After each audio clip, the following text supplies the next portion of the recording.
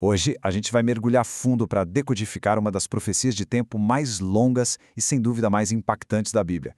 É um verdadeiro enigma que deixou pesquisadores intrigados por séculos e que levou a uma data muito específica na história, e também a um dos maiores desapontamentos que se tem notícia. Então, vamos lá desvendar isso. Tudo começa aqui com estas palavras do profeta Daniel. Uma frase misteriosa, né? Fala sobre um período de 2.300 tardes e manhãs e a purificação de um santuário.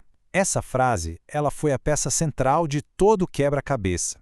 E aqui está a grande questão que a gente vai desvendar juntos. Como é que um texto tão antigo, escrito há mais de 2 milênios, pôde ser interpretado a ponto de apontar para um dia específico no século XIX? Parece meio impossível, não é verdade?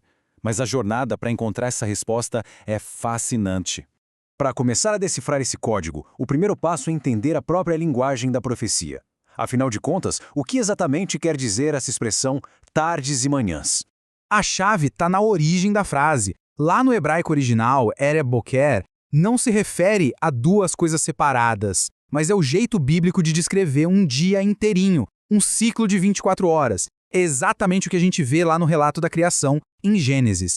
E essa ilustração aqui deixa tudo bem claro. Pensa assim, do mesmo jeito que duas metades de uma maçã formam uma maçã inteira, uma tarde e uma manhã juntas formam um dia inteiro. Não são 2 dias, mas sim as duas partes que compõem um único dia. É um conceito simples, mas é fundamental para todo o cálculo que vem a seguir. Ok, com uma unidade de tempo definida, um dia, o próximo passo era achar a chave para destravar a escala de tempo dessa profecia. E essa chave ia transformar dias em algo muito maior. E a chave é essa, o princípio dia-ano. Estudiosos da Bíblia, como o pregador americano Guilherme Miller, perceberam um padrão em textos como Números e Ezequiel, onde Deus estabelece que um dia em uma profecia representa um ano na vida real. Isso se tornou a régua para medir essas profecias de longo prazo. Então, aplicando esse princípio, as 2.300 tardes e manhãs, ou seja, 2.300 dias, se expandem para um período gigantesco de 2.300 anos literais. A escala do enigma agora é imensa. Bom, uma linha do tempo tão longa precisa de um ponto de partida exato, certo? Sem um começo claro, é impossível achar o fim. A busca então se voltou para encontrar o evento histórico que daria o start na contagem dos 2.300 anos. Esse mapa ajuda a gente a visualizar a jornada toda. Ele mostra como os estudiosos conectaram diferentes profecias e eventos históricos para construir uma linha do tempo que fizesse sentido, começando com um decreto de um rei chamado Artaxerxes e terminando lá em 1844. Vamos ver como eles chegaram nesse ponto de partida. A pista decisiva veio de outra profecia, logo depois em Daniel, no capítulo 9. O anjo Gabriel explica que 70 semanas foram determinadas, ou literalmente cortadas, do período maior. Isso queria dizer que os primeiros 490 anos dos 2.300 tinham um propósito e um cronograma só deles.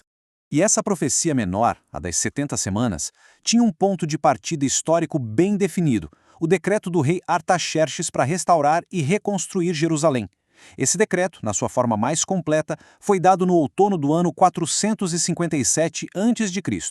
Esse era o marco zero, o início da contagem.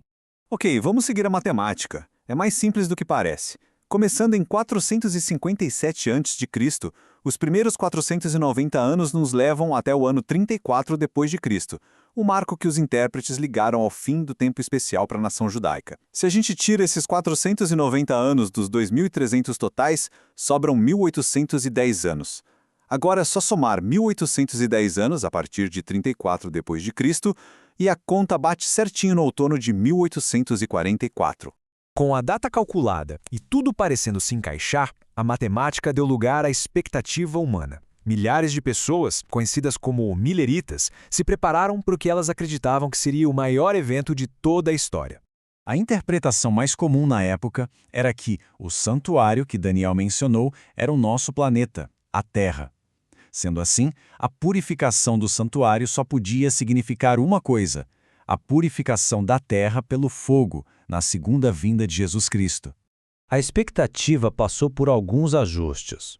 Primeiro, eles esperavam que o evento acontecesse na primavera de 1844. Quando essa data passou e nada aconteceu, Um estudo mais aprofundado levou à conclusão de que a data correta seria no outono. E o dia foi finalmente cravado, 22 de outubro de 1844. O dia 22 de outubro chegou. Milhares de pessoas olharam para os céus esperando. Mas o sol se pôs como em qualquer outro dia. O silêncio que se seguiu foi profundo e essa experiência ficou conhecida na história como o Grande Desapontamento. A decepção foi imensa, mas não foi o fim da história. Para um grupo de crentes, o que veio depois foi um período de intenso reexame das Escrituras. Eles precisavam entender o que realmente tinha acontecido. Essa era a questão fundamental. A matemática parecia sólida. Cada passo da profecia se encaixava perfeitamente na história. Será que o erro não estava na data, mas sim na compreensão do evento que deveria acontecer? E essa comparação aqui mostra a virada de chave no entendimento. A nova compreensão foi que o santuário da profecia não era a terra, e sim o santuário celestial, o verdadeiro tabernáculo, do qual o da terra era só uma cópia. E a purificação, portanto, não seria a destruição do planeta. A purificação do santuário, então, foi entendida como o início de uma obra de julgamento no céu, que ficou conhecida como juízo investigativo. Ou seja, em vez de vir à terra, Cristo teria entrado no lugar santíssimo do santuário celestial para começar a fase final da sua obra, um processo de revisão dos registros da vida de cada um. E assim, o enigma foi resolvido. A conclusão foi que os 2.300 anos terminaram exatamente em 1844, como eles tinham calculado. O erro não estava na cronologia da profecia, mas na expectativa humana sobre a natureza do evento.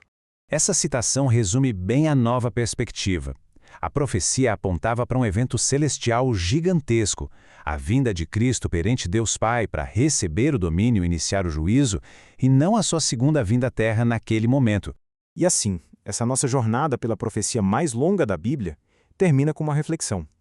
A história de 1844 levanta questões profundas sobre interpretação, paciência e a diferença entre o que a gente espera e o que é revelado.